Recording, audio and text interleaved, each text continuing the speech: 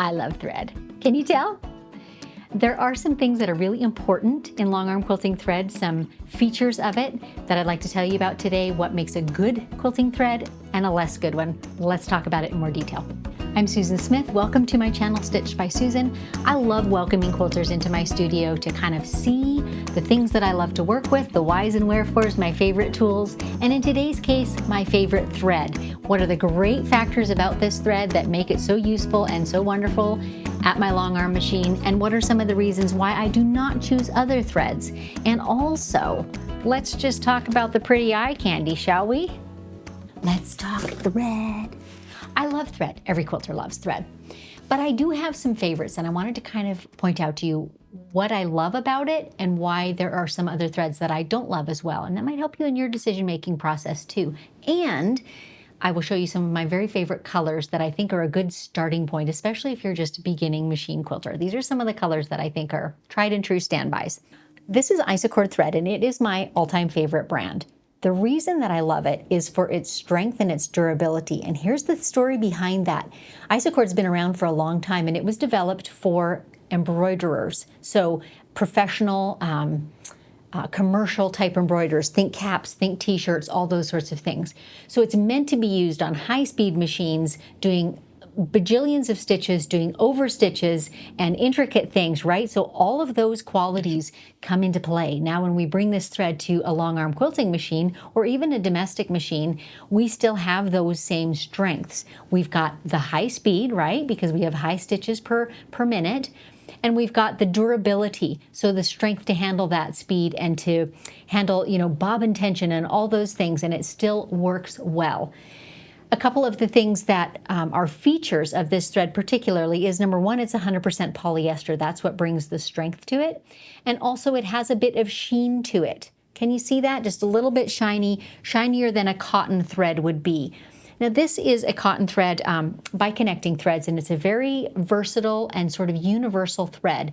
But why don't I love this for long arming? Well, it does not have that same strength or intention for high-speed stitching, and it produces lint. So the 100% polyester trilobal threads are the only ones I know of that are almost lint-free. There is no thread that is entirely lint-free. But when we talk a comparison between a cotton thread or even a non-trilobal polyester, the difference is not a little. The difference is like 10 or 20 times. So when you start doing 2,500 stitches per minute, and you do that minute after minute after minute, this is going to really make a difference in the use of your machine and in how often you have to clean it. So that is chiefly why I love these poly threads. Another reason that I love Isacord particularly, though, is that it has an enormous range of colors. Look at all the colors here behind me. I mean, that's just my happy place right there. But I thought I would point out to you today some of what I think are staple or foundational colors, and I think you can go a really, really long ways with these. I keep about 50 to 60 different colors on hand, but that is not essential. That's just my personal passion, right? So some of the ones that I think are absolutely essential would be, to begin with, an eggshell. And this is just off white. So there is whiter threads available, but this does a great job of picking up colors. So it looks good on a white, and it looks good on a cream, and it looks good on a pale pink and a pale yellow and a pale blue. It just does a good job of blending well with any light color. So that's an eggshell. And from there, I think grays are your friends. So I've got a light silvery gray. I've got a mid gray here. I think the only other one I have is a deep, deep charcoal. And this is an interesting one because I actually don't use black thread very often at all.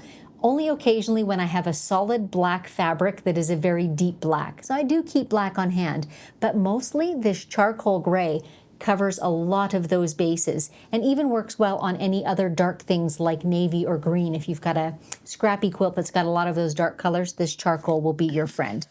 So those are some of the staples. And then of course you do get into the creams and the tans. I think this is the only cream that I brought. And that range, that kind of depends on the types of quilting that you do. If you have kind of Kansas Troubles fabrics and a lot of those rich Civil War era type fabrics, you may want a broader range of those creams and tans and taupes. If you work with more contemporary things and have brighter colors, that may not be as essential to you. So kind of think about your quilting in that consideration too. I think a good red it's like a little black dress in your wardrobe. It's just critical to have a good red thread. I guess this does depend on the type of quilts that you work on, but for me, a really rich red is kind of an essential. And in my arsenal, I do keep, more purpley burgundy reds and also brighter orangey reds, but this is kind of a really good all-purpose one in the middle. I also love and find to be really neutral, surprisingly, golds and caramels. So this is a gold that I will use on, for example, Quilts of Valor. It's often very pleasing on those. Even though they have red, blue, and white fabrics, they also often have golden eagles and emblems and things like that. So gold can be pretty on that, and it blends with a surprising lot of colors.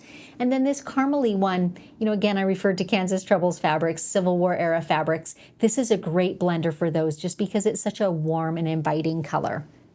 And by the way, all these colors, I'll put their actual numbers in the description below. So if you want to know exactly what they are, that's a good way to look them up. Something that I think is critical when you're shopping for thread, especially if you're trying to color match it to a quilt, is that you look at the actual threads and not at a screen representation of it.